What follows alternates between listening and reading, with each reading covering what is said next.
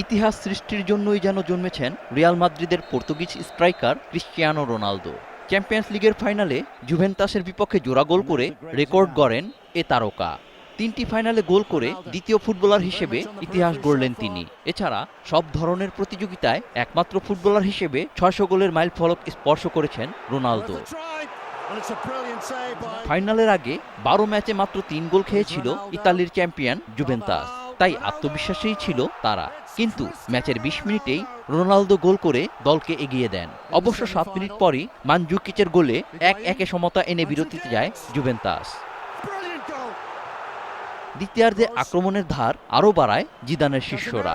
61 মিনিটে কাসেমিরোর গোলে 2-1 লিড দেয় রিয়াল। এর 3 মিনিট পরই ইতিহাস গড়া গোল করেন রোনালদো। আর শেষ মুহূর্তে মার্কো আশেনিও গোল করলে 4-1 গোলের বড় জয়ে টানা দ্বিতীয়বার চ্যাম্পিয়ন্স লিগের শিরোপা নিশ্চিত করে Real Madrid. Abu Hurairah Tamim, 21 television.